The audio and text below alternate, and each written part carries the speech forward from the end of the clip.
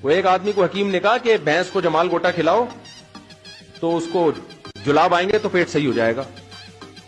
تو اس نے کیا کیا, حکیم نے بتا دیا کہ پائپ میں جمال گوٹا رکھ کے نا, بھینس کے منہ میں پائپ رکھ کے یہاں سے پھونک مارنا زور سے. پھونک مارے گا تو وہ جمال گوٹا اس کے پیٹ میں جائے گا, اس کو جلاب ہو جائیں گے. اب اتنی زیادہ بھینس کی تو مقدار بھی بہت زیادہ ہے نا, 8-10 گولیاں اسے رکھ دی. حکیم صاحب مطمئن کہ بھینس کا پیٹ صاف ہو گیا ہوگا, لیکن کئی دن ہو گئے بندہ ہی نہیں آ رہا. تو حکیم صاحب اس کے پاس گئے, دیکھا وہ چارپائی پہ لیٹا ہوا, ہڈیوں کا ڈھانچہ بنا ہوا ہے, جلاب لگے ہوئے ٹائٹ.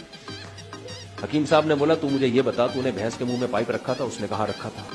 اس میں جمال گوٹا ڈالا تھا؟ اس نے کہا ڈالا تھا. پھونک ماری تھی؟ اس نے کہا ماری تھی. کہہ رہا پھر ہوا کیا؟ کہہ رہا اس نے پہلے مار دی تھی پھونک. وہ ایک آدمی کو حکیم نے کہا کہ بھینس کو جمال گوٹا کھلاؤ تو اس کو جلاب آئیں گے تو پیٹ صحیح ہو جائے گا. تو اس نے کیا کیا, حکیم نے بتا دیا کہ پائپ میں جمال گوٹا رکھ کے نا, بھینس کے منہ میں پائپ رکھ کے یہاں سے پھونک مارنا زور سے. پھونک مارے گا تو وہ جمال گوٹا اس کے پیٹ میں جائے گا, اس کو جلاب ہو جائیں گے. اب اتنی زیادہ بھینس کی تو مقدار بھی بہت زیادہ ہے نا, 8-10 گولیاں اسے رکھ دی.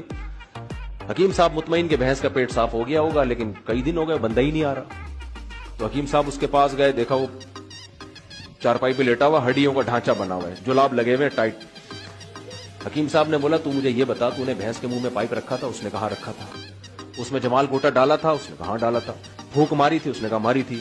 کہہ رہا پھر ہوا کیا؟ کہہ رہا اس نے پہلے مار دی تھی پھونک.